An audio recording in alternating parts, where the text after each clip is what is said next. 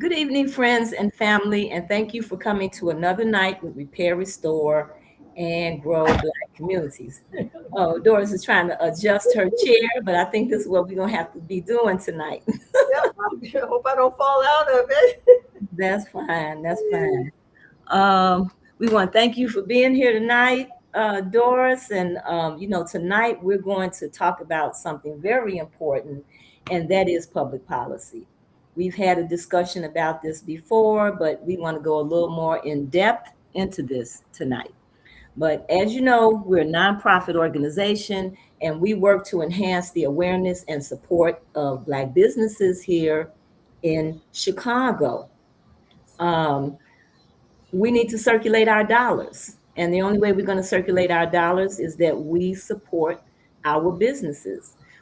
Because all of the other ethnic groups have economic networks, and they keep all of their hiring and their businesses working together, and it just helps their community at large.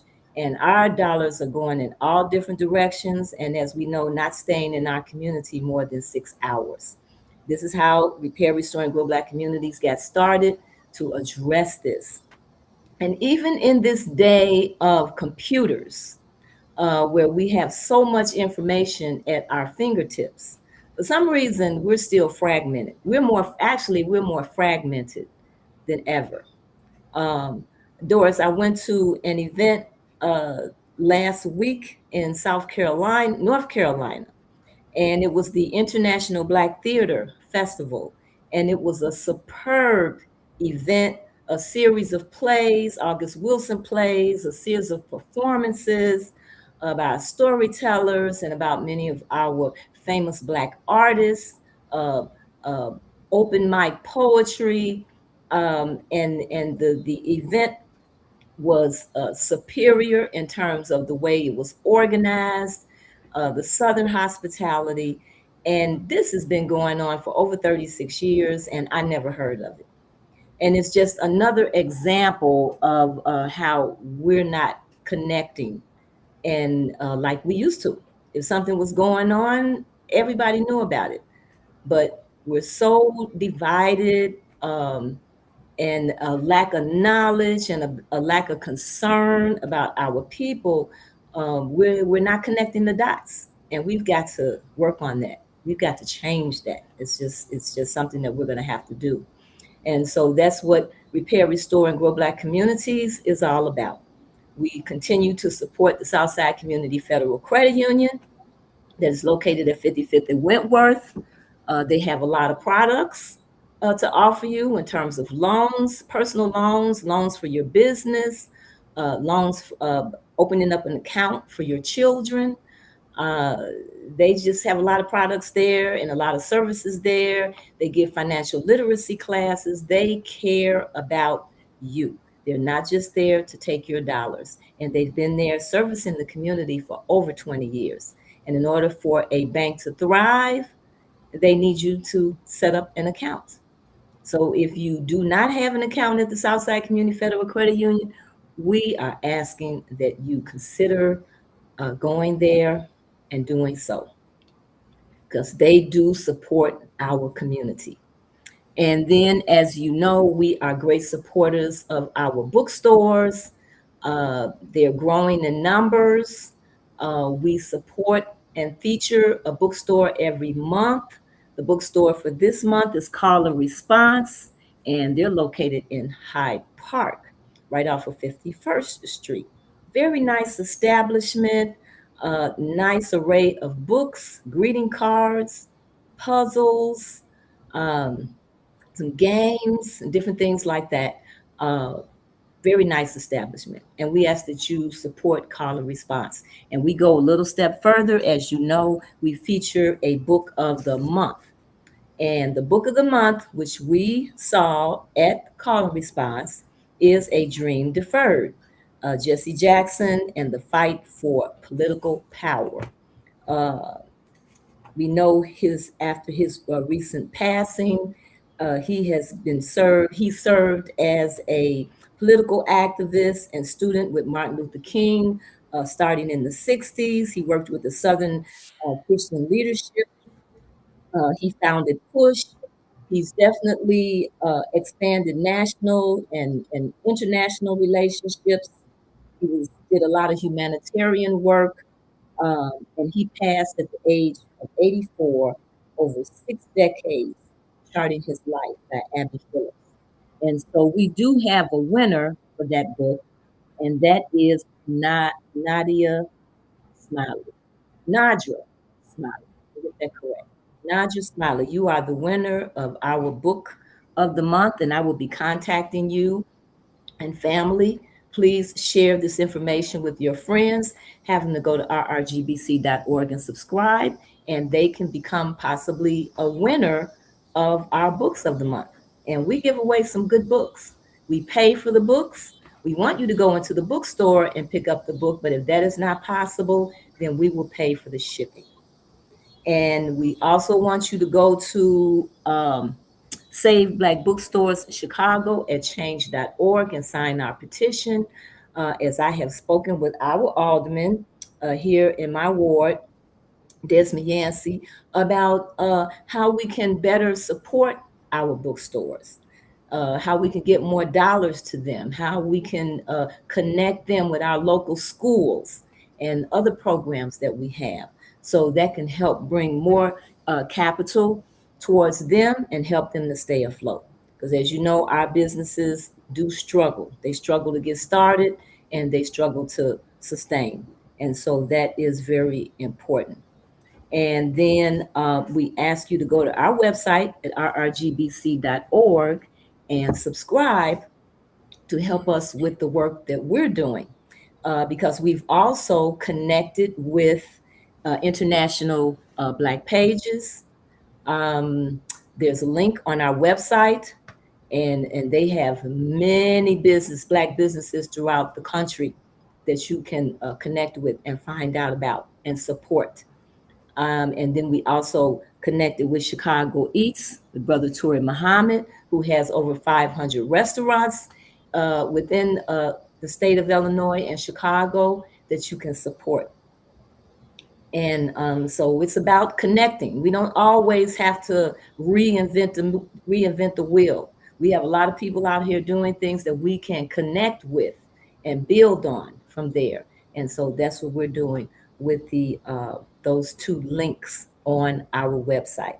And then, as you know, every week we provide podcasts with businesses in our community or topics that are related to business and the development in our communities. And that's why tonight we're going to be talking to you about public policy. And I think it's important. Many times I've gone into the voting booth and I have people asking me who I'm voting for. They don't know who these people are. They don't know what these people are. And if you go to our website at rrgbcagain.org, we now have a Find Your Elected Official lookup. And you go to our website and you click on menu and click on Find My Elected Official, and you can type in your address and all of your political officials will drop down, from Donald Trump, the president, all the way down to your local alderman. And you need to know who these people are. We also have a statement there to indicate what their responsibilities are to you, because once you vote, they do have a responsibility to listen to you and respond to you. And we also have an example, or we talk about what they're responsible for. And that's the other thing. A lot of times we have a problem and we don't know who to contact, or we're contacting the wrong people. So we have that information in there as well. So please go to our website and find your elected official. Okay, so Doris, uh, we've had many discussions about public policy, and let's start our discussion with you telling us about what public policy is. Well, first of all, let me just thank you for putting this together. And it's interesting, the book that we are giving out for this month, A Dream Deferred. It's very interesting. Mhm. And it's interesting because we're talking about public policy tonight.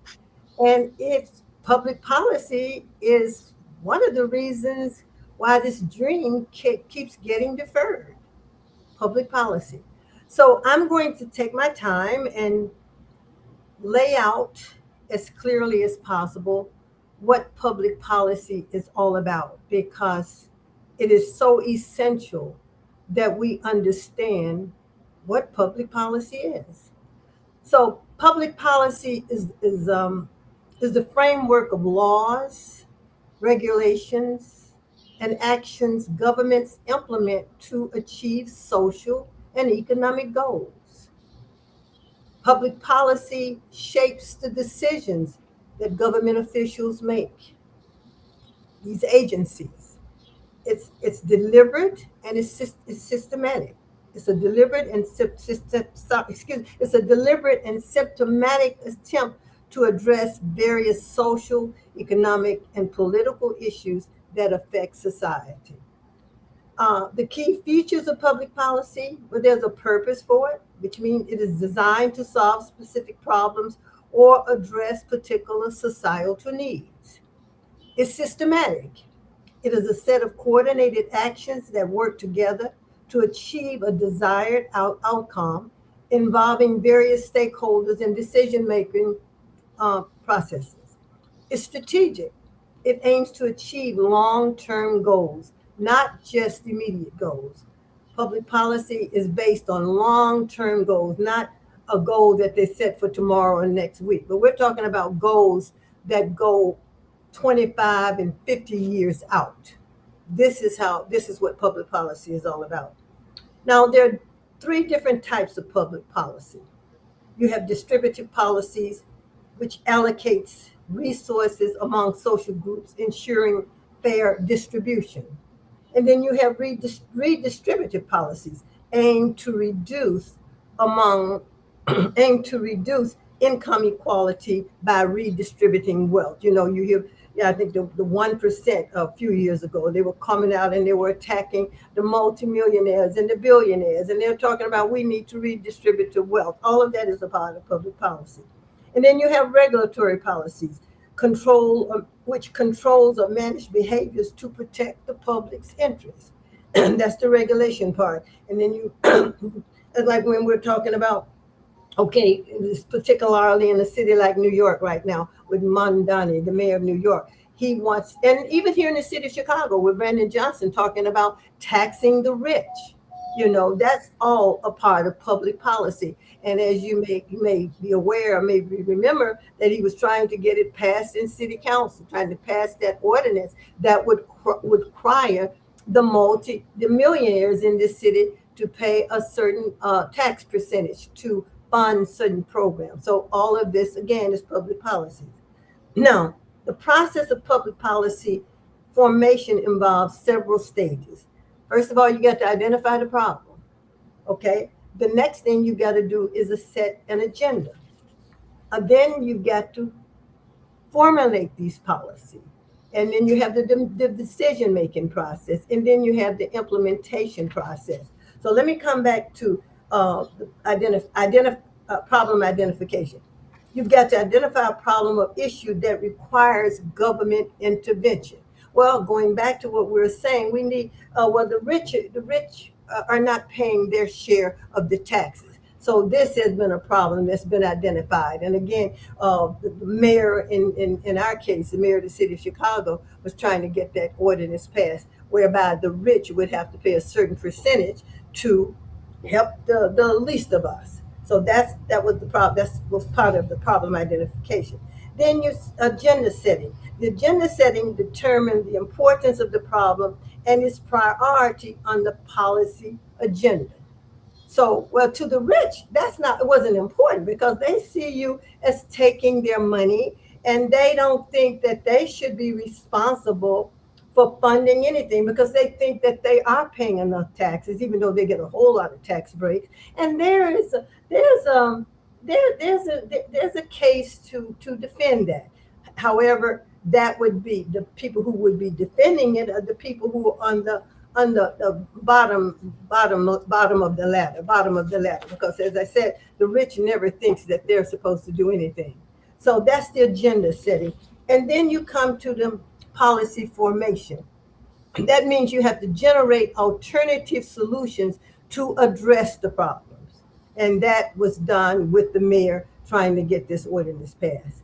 And the decision making, present the proposed policy solution to the appropriate decision. Present the proposed policy solution to the appropriate decision. So all of that took place too in terms of what the mayor was trying to do to get this ordinance passed. And then you have the last one, implementation and evaluation.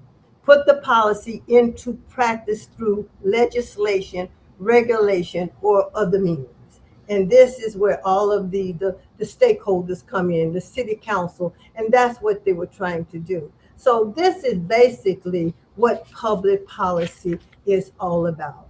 It's a framework of laws, regulations, and actions that governments implement to achieve a social or economic goal. So it's supposed to be about equity and fairness when it comes to the public, but if you see how our government is being run, even here in the city of Chicago, I am not convinced that they totally understand what public policy is. Public policy is all about the people, economically, politically, and socially. It's supposed to be about the people, but as we look at how the government is being run in the city of Chicago, in the state of Illinois, and on the national level, public policies are not really benefiting the masses of the people. And that's why you have so much dissension, you have so much frustration, you have people at the point of saying now, what is the purpose of voting? Because I'm not getting anything for it. When you look at the Black community on the south side of Chicago or the west side of Chicago, you could clearly say, I mean, why am I voting? Because I don't see any difference in my neighborhood. If I go north, I see economic development. I see empowerment. I see people doing that. I see businesses. I see people have everything that they need in their communities. But you come back south, we don't see that. So I can understand people being frustrated. But you know what? We can't afford to stay frustrated. In order for this to change, we must get involved. We can determine through public policy by forcing and demanding that our politicians represent us. And since they're doing such a poor job in Chicago right now, my suggestion would be to get rid of all of them because they're really not doing anything to help us. And I know I'm tired of talking about it. I'm concerned because I'm looking out, as it says, public policy is not for anyone's immediate needs. I'm looking 25 and 50 years down the road. I'm thinking about the future of our children, the unborn and the born. What will life be like for them in 25 years? What will life be like for them in 50 years? Where will they be? Will this dream still be deferred? And at the rate we're going, it could very well be deferred. And the only way we can change it, the only way it's going to change, we are going to have to get up and get involved and make some demands because we have the power. We have the power, and we must start educating and empowering ourselves and understand that we have the power because we've allowed others to tell us what to do. Well, it's time for us to tell them because we're the ones who are electing them. They can't get elected without us. Now, other people may select them, but we ultimately end up electing them. And where I stand today, the ones that we have been electing, they are not doing a good job, and it's time for them to go. Well, I think this is why it's important that we have these segments to discuss public policy, because I think a lot of times our people do not understand what the process is and how to get it done. And a lot of other people, just like if you think about during the 60s, black people, when black people couldn't vote, when black people couldn't go into the restaurants, where black people couldn't sit at the back of they had to sit at the back of the bus, whatever it was going, there was organization behind you telling you how to move and operate through the process. Because there is a process that you have to follow. You just can't push your uh, wants and needs through. You have to follow a process. And that's why we're having this segment to talk about what public policy is and who's responsible for what and how to move through that process. So basically, what you're saying is public policy is what government chooses to do or chooses not to do about public problems. And like some of the examples of public policy is how frequent is your trash picked up at your front door? And these examples I'm identifying are meant to help you understand that public policy, whether you do anything about it or not, it ends up at your front door. It ends up impacting you. School funding, which is a big issue. And we know here in Illinois, school funding is tied to state funding, for a state funding formula that they say is complex. That's the word that they use. But it does not allow for poverty. It does not consider individuals with special needs. That the school funding, along with the property taxes and the CPS budget decisions, all evolve around who has the money. And the wealthier communities get the lion's share, and our Black communities do not get the share that they need. So there's a funding gap. And that's a public policy issue where you would want to generate a fair and adequate school funding for Black communities in Chicago. It starts right there. And that's your statement. And your demand is establishing long-standing inequities. And so who do you go to? Who do you talk to? Who do you send out your letters to? What all are the things that you should do to try to address something like this? Your mental, your clean air standards. There are concerns about that here in Chicago. Your county mental health clinics, your CTA bus routes. If you have dumpsters in front of your house and those dumpsters are emitting foul smells into your home, you have a right to contact who? Your alderman, because your alderman is responsible for streets and sanitation. They're going to get on the streets and sanitation department about addressing that issue. The CCTS bus routes, how do they end up at our front door? Jobs. I talked to a young man the other day, and he said one of the problems he had, he's living here in Chicago, but all the jobs are out in the suburbs. So how does he get there? If he has a car or he doesn't have a car. The county mental health clinics, we know over half of them closed. And whose communities were most affected? Our communities. So public policy is everyday life, and citizens, as Doris say, you must be involved. It's not enough to yell and scream. It's not enough to complain. you are going to have to get involved. And starting out by writing this public policy and following through the process is how you get things done. This is why, I know there's racism and segregation in this city. That's no doubt. But we didn't get through the civil rights movement without understanding these public policies and how to work through the process. And so, too often we have people that really don't understand when they say, "Oh, well, that's just how it is," and well, that's what they do. Who is they? It's not about they. It's about us. It's about we. We got to be a part of the process. You can't put these people in office and then sit back. You have to get involved. And so your street paving, your neighborhood investment, rent increases. We have a serious problem with that here. There's a rise. There could be a rise in rent increases due to zoning decisions, taxes, transit, housing laws. It's all. There's no one entity that's going to deal with anything. And so you got to become a part of this complex process. School resources, sanitation on your block. These are all examples of why public policy matters.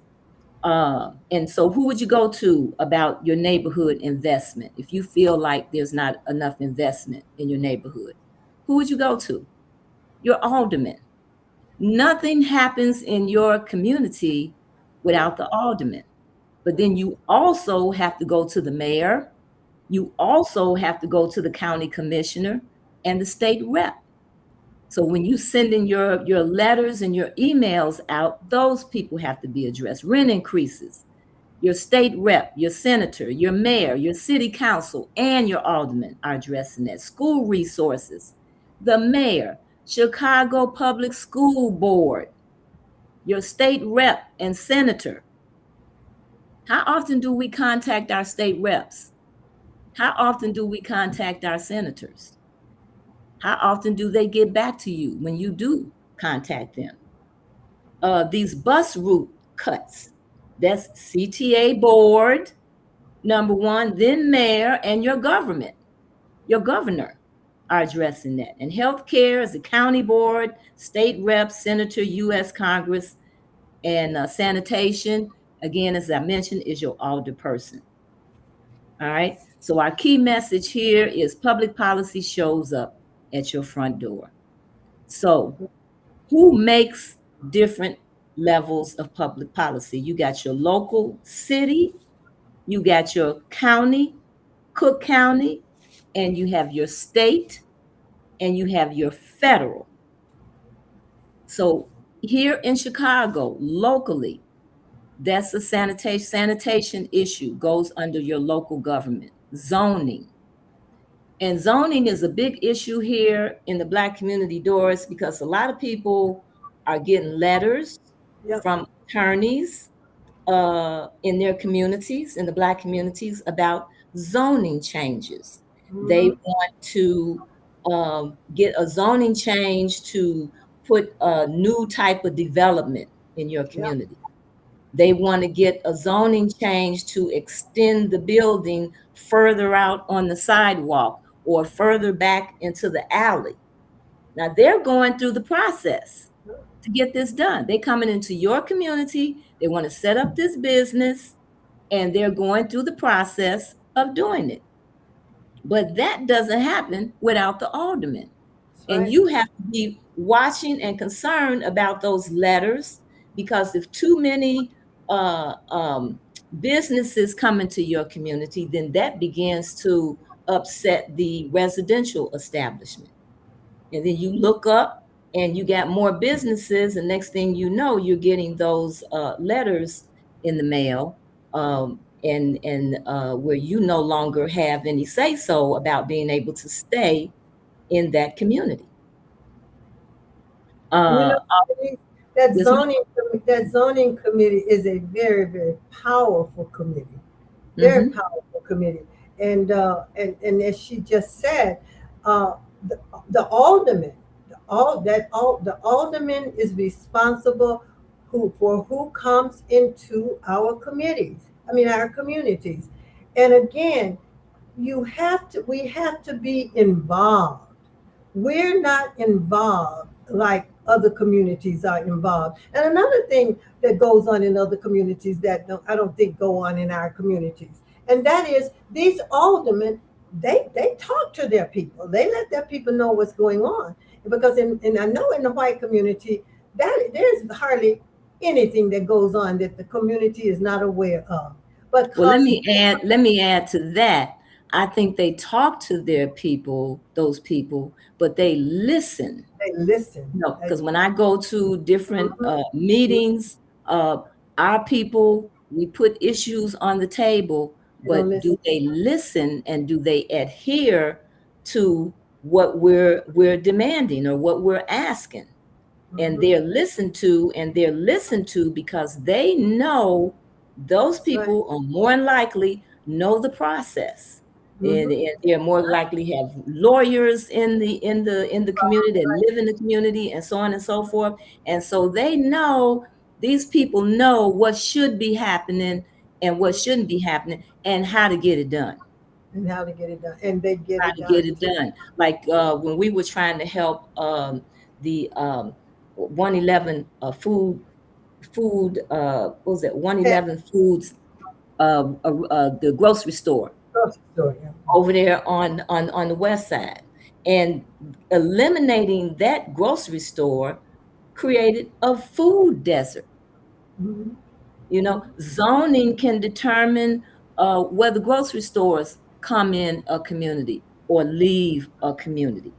And so moving that grocery store out created a food desert for that Right. community because there were no other grocery stores around. And then you And have to ask who's pushing for this zoning, because then you look up and you see all of these uh, gas stations, and the gas stations have what? So-called grocery stores in them. grocery store. Yeah. So-called grocery stores. Matter of fact, I was sitting in front of a gas station a couple of weeks ago to get some gas, and I looked up at the window, and there were pictures of foods. You could not see inside of the establishment because there were pictures all in the window of junk food. I'm just gonna say all of it was junk foods because it was all kind of chips, Cheetos, Flaming Hearts, potato chips, all of that, cookies, candy, pops, whatever. But with all of those types of pictures on the door and the extending wall of the building, in the center, it said grocery store. Grocery store. And Now, when you how can you walk in call there, it a grocery store? It should have been junk store. because when you walk in there, that's the first thing you see is junk, candy, potato chips, and pops. Because we allow this to go on in our communities. The Arabs, the Asians could not be in our communities as they are without the aldermen okaying it. And That's that right. says to me over and over and over again, these aldermen are not representing the black community. They're being elected by the black community, but they're not representing the black community. And let me say, people, the only way that is going to change is by you getting involved and taking these people out. That's Because the right. condition is not going to change unless you get involved. And zoning has often blocked development, allowed pollution, limited housing, and kept investment out. Of the Then, community. when zoning finally changes for the whole area, developers move in and gentrification begins. So, zoning can hurt Black communities or it can help them. Another reason, knowledge is power here. This is why we give these books away, but this is why we're having this format to educate you about what happens. So, which elected official handles each issue? When you go to find my elected official, street repaving, alderman; neighborhood investment, alderman; mayor, county commissioner; rent increases, state rep, senator, mayor, city council, alderman; So street paving, city, neighborhood investment, city, county, we have different people in different positions to handle these different issues. So we talked about what is public policy. We talked about these alderpersons and their control over zoning, and residents having the power to demand zoning. We have the power to demand zoning that protects our communities instead of pushing us out. We can write an ordinance and submit it to the people that it needs to go to for an anti-displacement policy, development for current residents, affordable housing, and limiting luxury buildings that may show up in your community. You got to pay attention. You get these letters in the mail and we don't pay attention to them, and you think you can't do anything about it. At the federal level, Social Security, Medicare, national environmental laws, housing programs, immigration policies. These are mostly impacted and controlled at the federal level. So knowing who does what helps you to know who to connect. Now, how does public policy get made? As Doris mentioned earlier, you identify your problem and then you make a proposed policy idea. And then there is a committee review. And then there are public hearings. You have to show up. There may be committees that you need to become a part of to address these issues as well. It's just like you're concerned about school, running for local school council. Some committees only require an application. And then there are other organizations out here that have been organized to address certain issues, like community benefits agreements. There are organizations out here already working. You don't have to always reinvent the wheel, but you join forces because there is more power with numbers. And then they have their public hearings. There are amendments and changes to what you may put on the table. And then there's the voting, and then there's implementation. And even once that policy is set, it's still up for reevaluation and change. So this process happens at every level of government. And you have to know how to work the process, where the process is. So how can we influence our public policy in our community? Contacting your alderman, emailing your state rep, attending public meetings, submitting public comments, joining advisory boards, as I mentioned earlier. We're going to be talking about a specific public policy that Doris has a concern about in the last part of this segment, and it's addressing the police and the hiring of Black officers. Well, there are various boards that you can become a part of: the Police District Council, the Chicago Community Development Advisory Council, Zoning Advisory Council, LSCs, the CTA. All of these different entities that we're addressing, that we have concerns with, they have councils and they have advisory boards that we need to find out who they are, when they have their meetings, and show up at their meetings. And whatever types of letters and ordinances that we're proposing to these various politicians, give them to these people on these different advisory boards. So and Denise, there are 20 different committees down in the city council that covers everything anybody wants to get involved with in your community, in your neighborhood. And to that, each one of your aldermen serve One of on those committees. a specific board. They have something that you got your alderman that's over education. I remember when we worked with Willie Wilson, and Willie Wilson formed the a board or coalition that we were a part of, and we signed up to be on the education committee. But you had a transportation. We had a committee that we formed that would work and be in contact with and following and watching at that city council level. Mhm. Yep. Gotta So get involved. those aldermen are appointed to those committees by the mayor.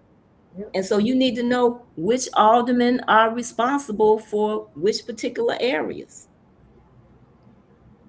So it's what we know and what we don't know, I think, that is hurting us the most at this juncture. The Or people we know don't get know, involved. right, and the people who do know, they're doing what they supposed to do. They're doing what they need to do. But are we doing what we need to do? And that's why this public policy conversation is very important. So we're going to bring a real situation here. Doris had brought up a concern about the hiring of policemen here in Chicago, Black policemen here in Chicago. So Doris, Yeah, would you like to I'm speak very to that? Yeah, I'm very concerned about that, as I am with the education committee, because we are losing in terms of having people in these jobs. In the Fifth Ward, there is a 15% unemployment rate, and the city's unemployment rate is only 5%. So that's serious. Mhm. Because you have so many people in the fifth ward who are out of work. And so the issue of the policemen, I'm very concerned, because that impacts the fifth ward. I know there are people in the fifth ward who could become a policeman. Now, the person who is over that committee, fire and police committee, is Chris Talaferro. He's from in the 29th ward on the west side. I just today sent him an email pertaining to my concern about the lack of Black policemen who are being hired. And let me just give you some statistics that came out. This is the Academy data invitation. This was 2016, between 2016 and 2018. And during that time, there were 26,554 Black applicants.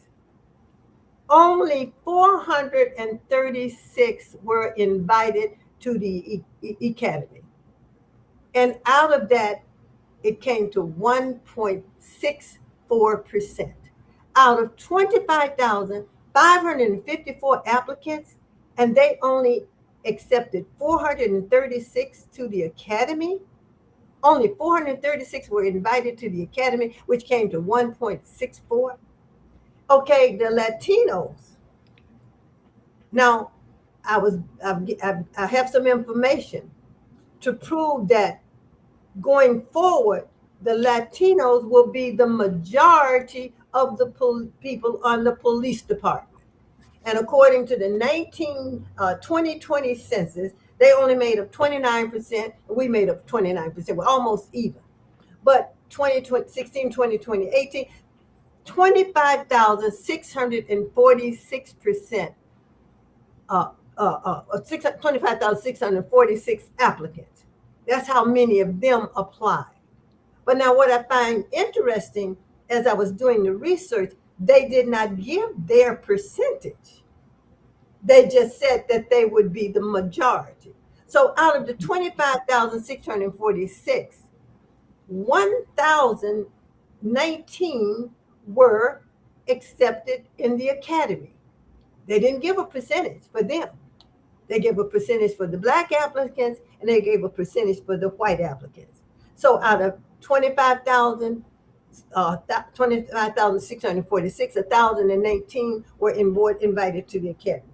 For the white applicants, there were only 15,873 and 829 of them were invited to the academy, the Chicago Police Department Academy.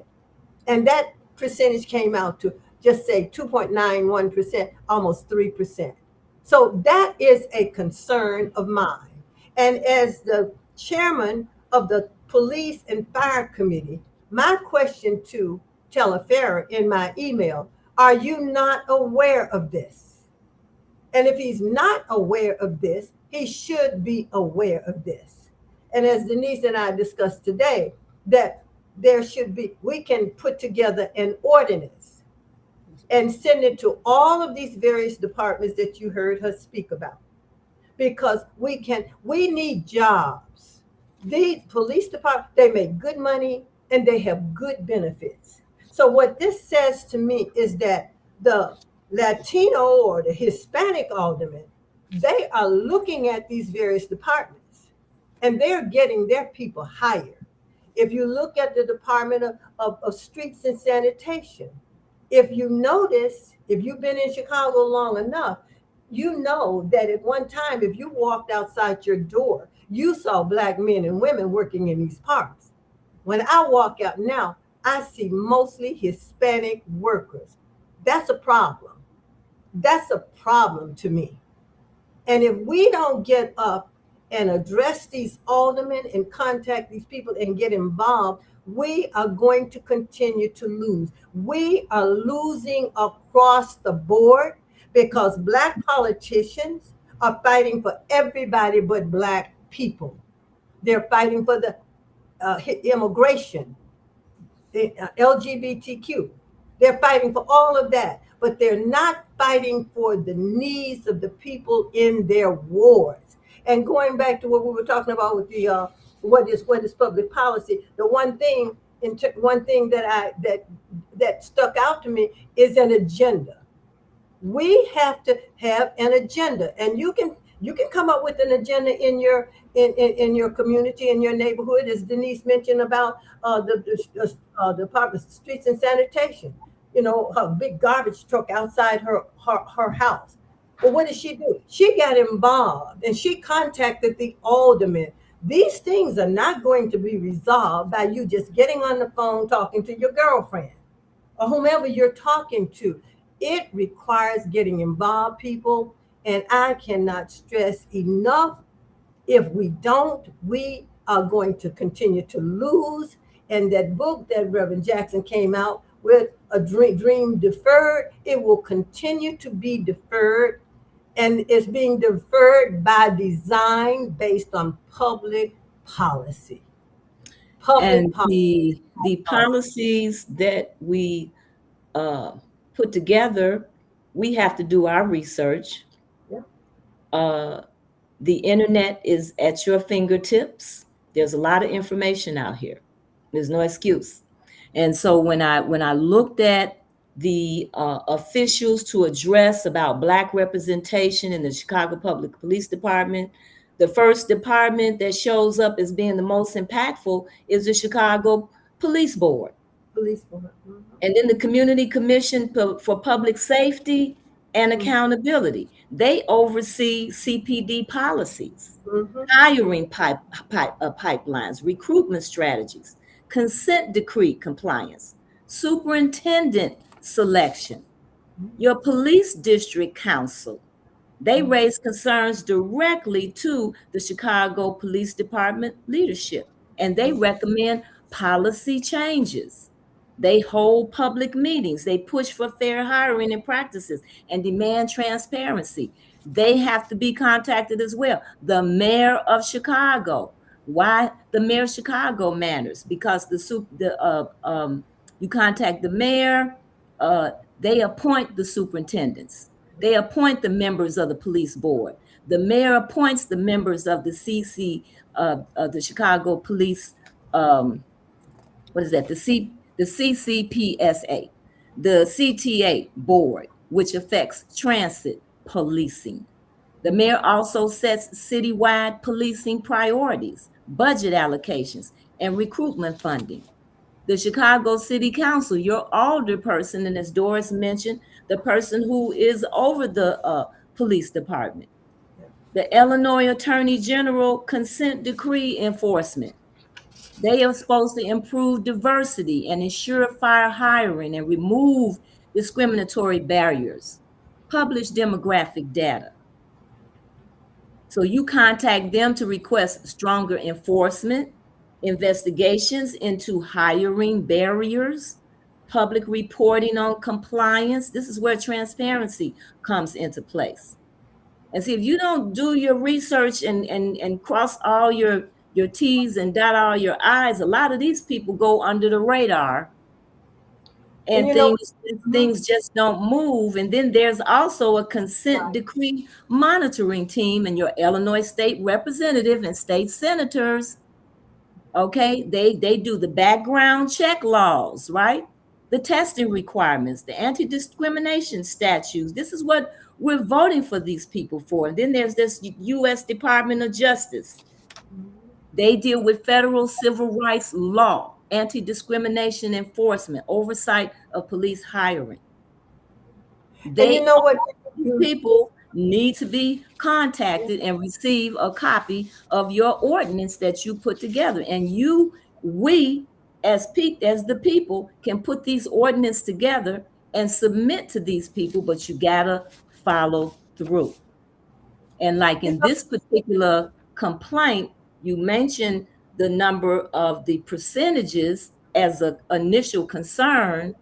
And when you go in, you focus on recruitment and equity. Yeah. Exam access, hiring transparency. Some of these officials right here were responsible for that. Consent decree compliance, pipeline development, and retention. And as I tell a pharaoh, you know, the employment of a police officer is a major public policy. And you know why? Because it's your tax dollars that's funding the police department. This is a government agency, so it's funded by taxpayers. So that's why it is so important for us to get involved. My tax dollars, your tax dollars are paying for these policemen. So why shouldn't we see more Black policemen in the Black community, Black people who can relate to their people? These other people do not have any cultural competency when it comes to us. They don't care. And in addition to all of that, these are good paying jobs with good benefits. That is why these other people are getting their people in place in these positions. They not only benefit, but you have a right to. You have a right to. And these aldermen, these Hispanic aldermen, they are looking at this. My question again and my anger comes, why are not Black politicians looking at these various departments?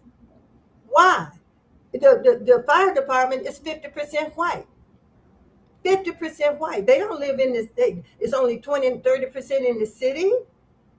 Why are they not looking at these departments? And if they don't look at them, then it's our responsibility to force them to look at them.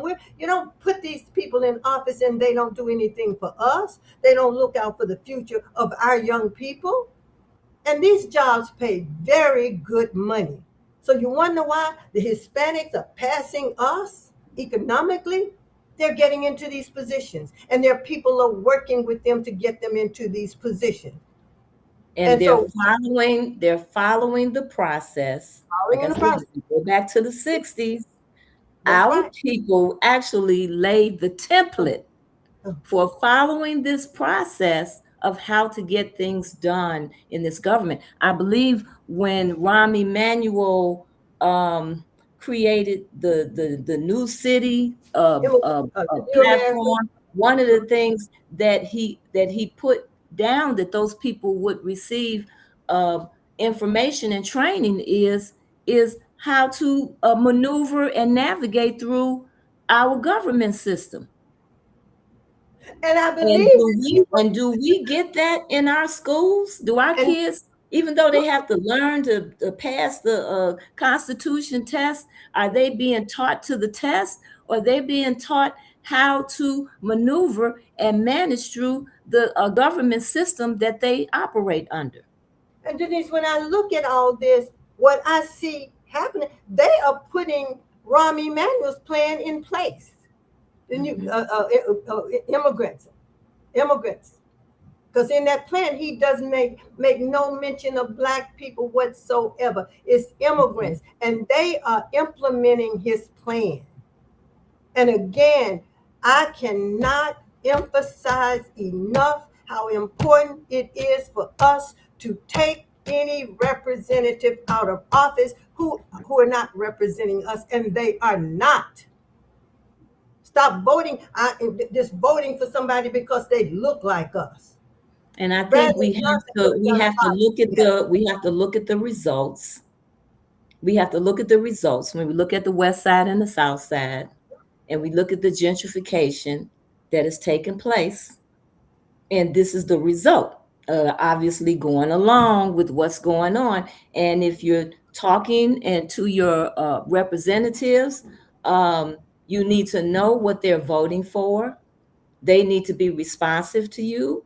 And these are things that you need to remember when it's time to vote. Did they adhere to what you tried to say? Did they even try to do anything of what you tried to say? Sometimes they can be pretty disrespectful, to people. And I know it's a lot of pressure, but it's part of the job. Yeah, comes with the and we need people in there that know what they're doing, so it's a lot of policies that need to be put in place. But Doris, I'm going to let you have some remarks before I close out. Okay, going back to the zoning, I know we're all in awe of the Obama Center. That was a zoning decision. Mm-hmm. A zoning decision that was not advantageous for the Black community on the south side of Chicago, particularly they refused to give a community benefits agreement. He refused to sign the community benefit agreement.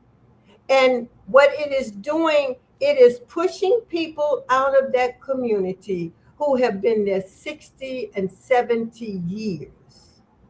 There's a building, all right, at 67th Street that is being rehabbed, and the people have been pushed out of that building because the investors in that building are going to be raising the price. Even here in Hyde Park, the rents are going up, because they are looking at a new population of people being in this area. Gentrification is real and alive in the Fifth Ward, particularly in Hyde Park. 1-bedroom apartments are going for $2,500, $2,500 to $3,000 a month.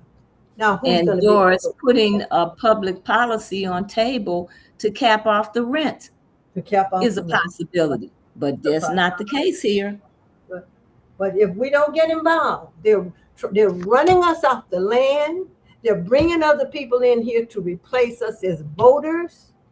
And we better start thinking seriously about what is happening to us people. We cannot continue to be asleep and say, well, that's what they do. They do it because we allow it. And it's not going to change until we decide that we're not going to allow it anymore. Thank you, Doris. Public policy is not distant. It's your block. It's your school. It's your rent. It's your safety. You have the power to shape it. Visit our Find Your Public Official page on our website. Type in your address and look up and see who your representatives are, and do your homework to find out what they're doing, and think about what you want in your community and begin to fight for it through public policy. That is a weapon that you have. So use your voice, and I want to thank you for coming tonight. And most of all, remember to support Black businesses.